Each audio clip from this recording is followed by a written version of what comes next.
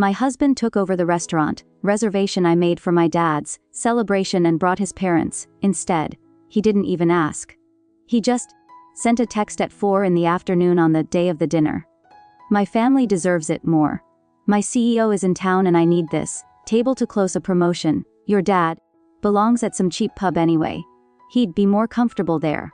I read the message twice. My hands didn't shake. My heart didn't race. There was just a sudden absolute stillness in my chest, like a heavy door slamming shut in an empty room. He wasn't asking for the reservation.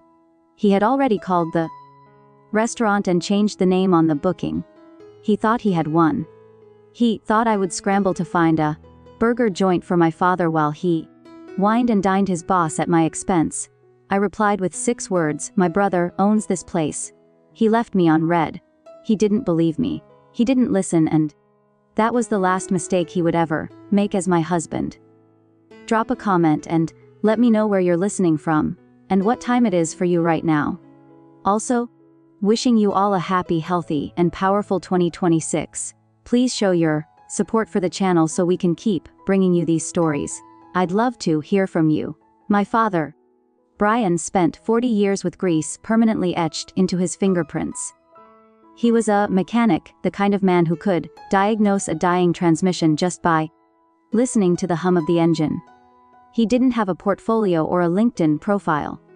He had calloused hands, a shop that smelled like oil and peppermint, and a spine made of steel.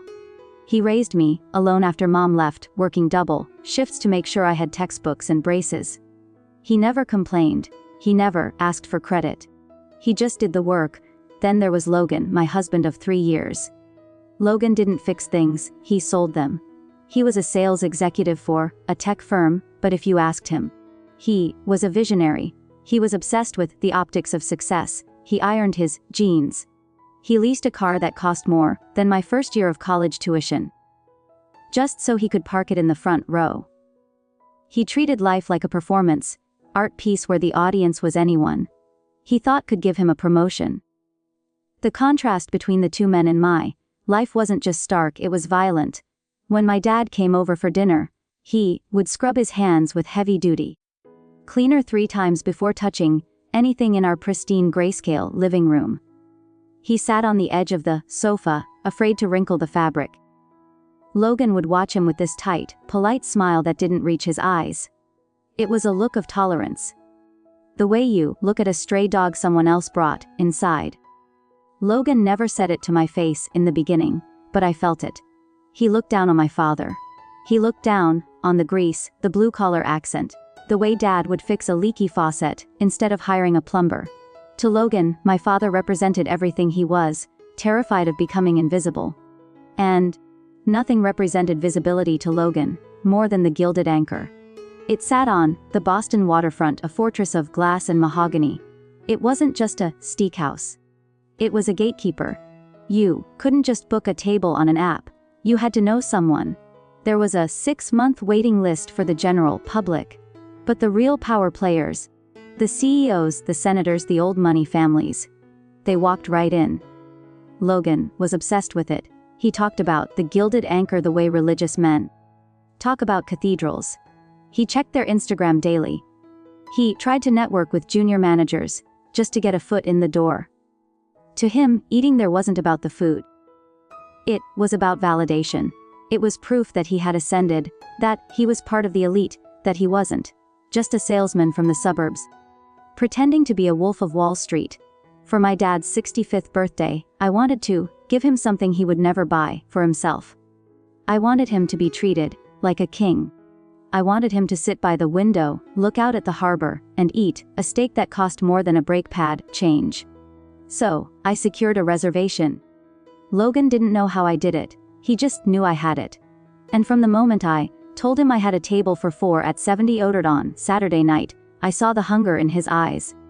He didn't see a birthday celebration for a mechanic. He saw an asset. He saw an opportunity. And like everything else in my life, he decided it was too good to be wasted on my family. We lived in the guest house, behind his parents' estate. On paper, it looked like generosity. Logan told everyone we were saving for a forever home by staying with Susan and Jeffrey. In reality, I wasn't a tenant. I was a live-in asset manager with a checkbook.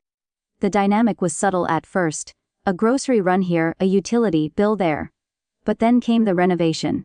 3 months ago, Logan walked into our small living room with a stack of contractor estimates. He threw them on the coffee table like he was dealing a winning hand of poker. "Mom wants to redo the master bath in the guest house," he said, loosening his tie. "Imported Italian tile, heated floors, a rainfall shower. It's going to look incredible." I looked at the total, and $12,000. "That's nice for them," I said, going back to my laptop. "I hope they enjoy it." Logan laughed, a sharp, humorless sound. "No, we're paying for it. Or rather, you are. My bonus doesn't hit until next quarter, and the contractor needs the deposit now." I stopped typing.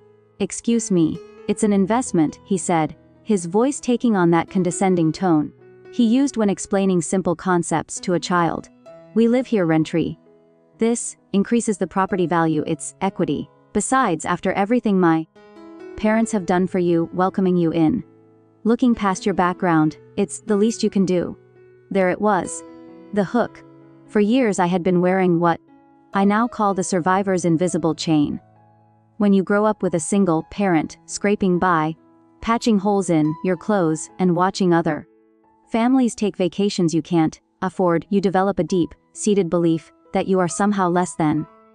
You believe that stability is a luxury you have to earn. Logan and his parents knew this.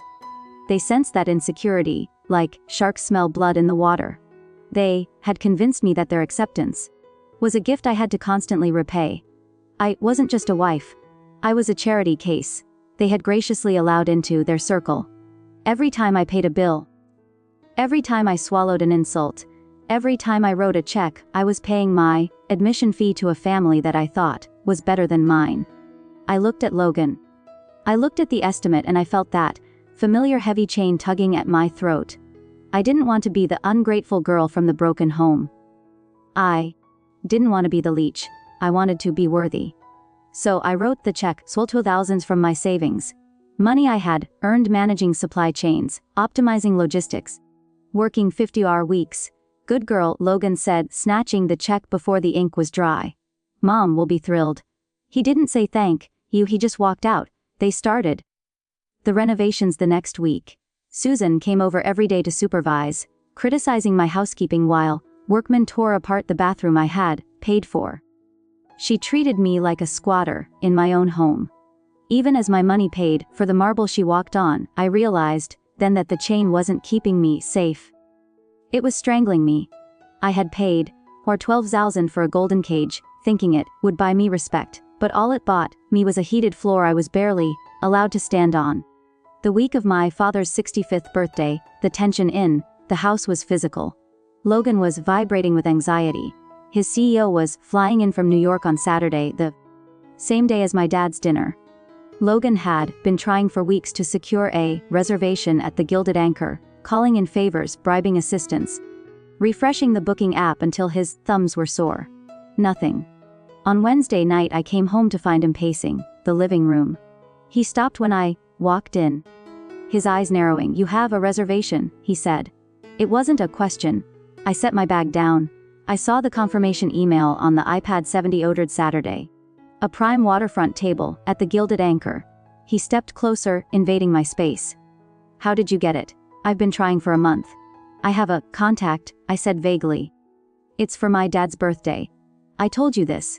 "Cancel it." The air left the room. "What? Cancel the birthday dinner? Or rather transfer the reservation to me. I need that table."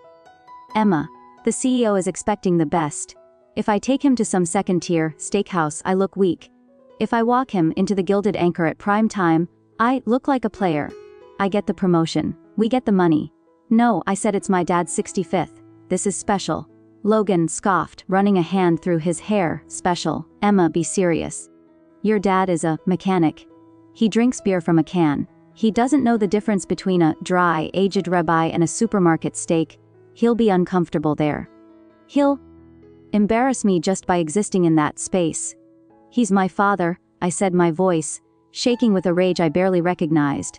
"And he deserves one night where he isn't treated like he's invisible." "He is invisible," Logan shouted. That's his lot in life. Don't drag me down with him. You give me that reservation code or you can forget about me paying for anything around here next month. You want to play the independent woman? Fine. See how far you get without my family's support. I walked away. I locked the bedroom door. I didn't give him the code. But I underestimated him. I underestimated how low a desperate status-obsessed man would go. While I was in the shower the next morning, he went into my phone. He found the confirmation. He forwarded it to himself and then he called the restaurant pretending to be me, changing the name on the reservation. I didn't find out until Saturday afternoon at 40 Hodras in the afternoon when that text message arrived. The one telling me my dad belonged at a cheap pub. He thought he had outsmarted me. He thought he had stolen the crown jewel of the weekend. He didn't know that he hadn't just stolen a table. He had walked directly into a trap that had been waiting for him for years. Saturday night arrived, wrapped in a cool Boston mist. I picked up my dad in my own car. He was wearing his one good suit, a charcoal gray, number he'd bought for my mother's funeral 10 years ago. It was a little tight across the shoulders, but he had polished his shoes until they reflected the street lights. He looked nervous. He looked proud. He looked like a man who was trying his best to fit into a world that had never made space for him.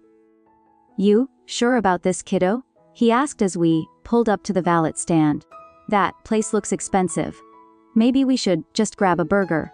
"No burgers tonight, Dad," I said, squeezing his hand. "Tonight you eat like a king." We walked into the Gilded Anchor. The lobby was a cathedral of marble and gold leaf. The air smelled of expensive perfume and aged beef. The maitre looked up, his face professional and impassive. "Reservation for Emma," I said clearly. He tapped his screen, frowned, then tapped again. "I see the reservation, ma'am. But it appears your party has already been seated.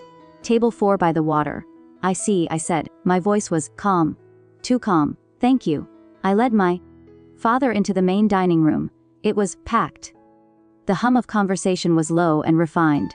And there in the prime corner booth overlooking the harbor, my booth, sat Logan.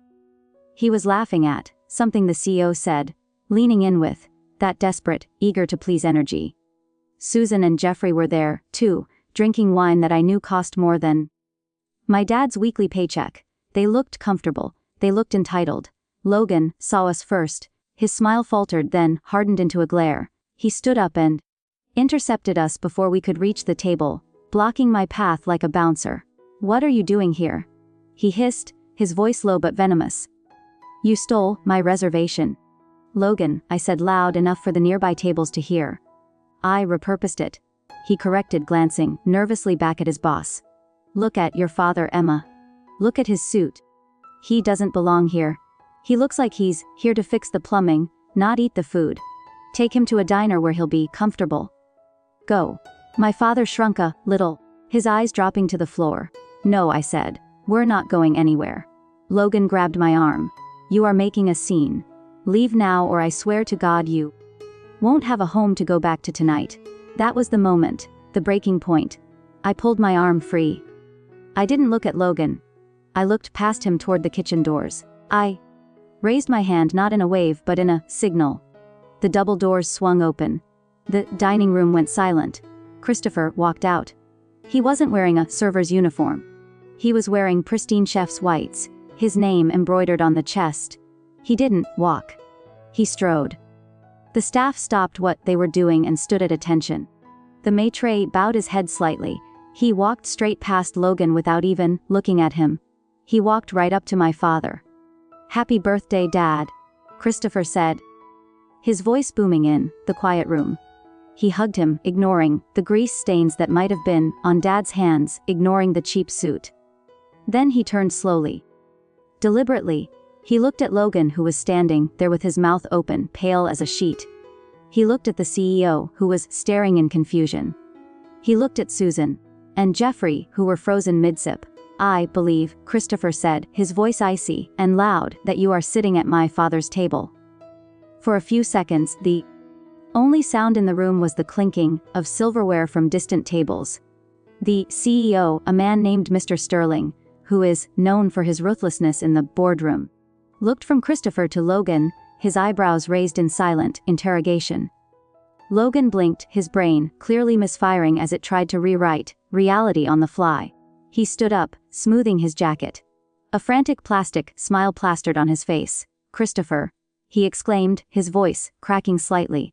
I didn't know you were working tonight, Mr. Sterling.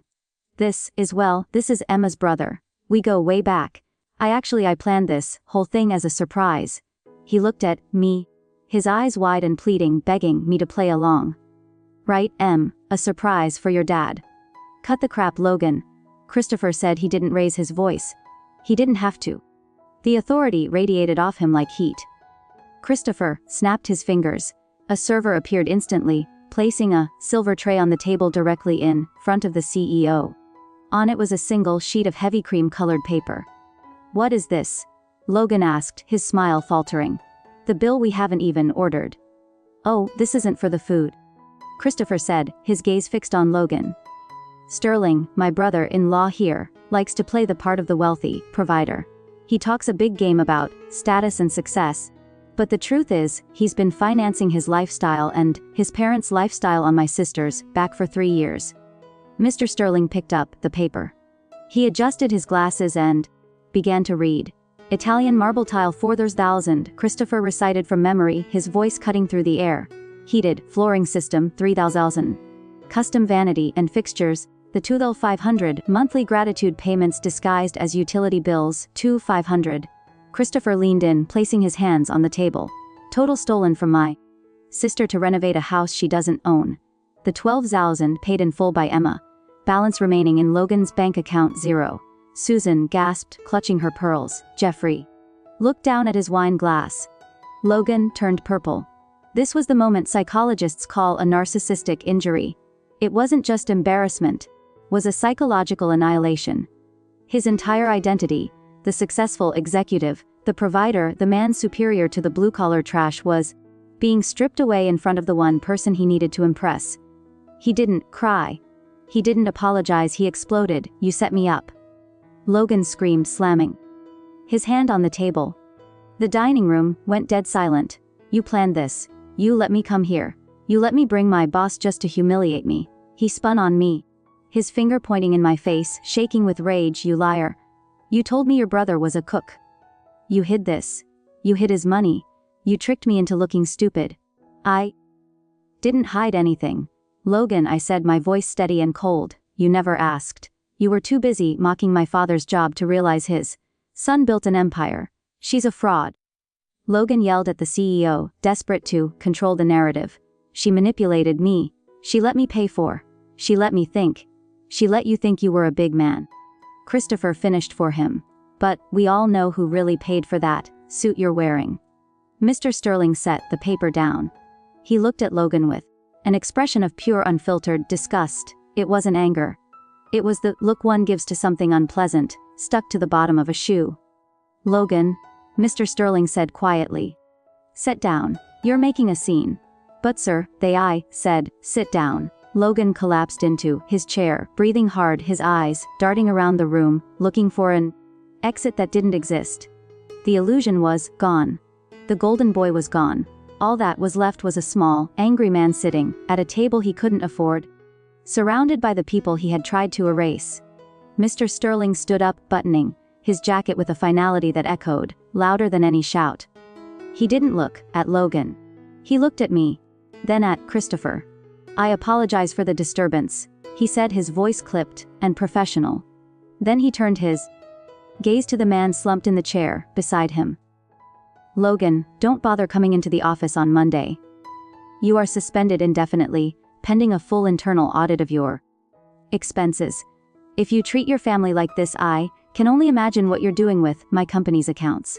"But the promotion," Logan whispered, his voice small and broken. "The promotion is for a leader," Mr. Sterling said, walking away. "Not a leech." Susan and Jeffrey sighed in stunned silence, their wine glasses untouched. They looked at Logan, then at me, waiting for me to fix it, waiting for me to smooth things over, to pay the bill, to handle the mess like I always did. But the bank of Emma was closed. I took off my wedding ring. It wasn't a diamond. It was a simple band Logan had bought during his lean years, promising to upgrade it later. He never did. I placed it on the silver tray right on top of the itemized bill Christopher had printed. "Emma," Logan croaked, reaching for my hand. "Don't do this. We can fix this. I was under pressure." "You weren't under pressure, Logan. You were under the delusion that I was an accessory to your life instead of a partner." I looked at him, really looked at him, and realized I felt nothing. The anger was gone. The hurt was gone. There was only the clarity of a balance sheet that had finally been zeroed out. "The renovations," I said, pointing to the paper, the tile, the heated floors, the vanity. "Consider that my parting gift.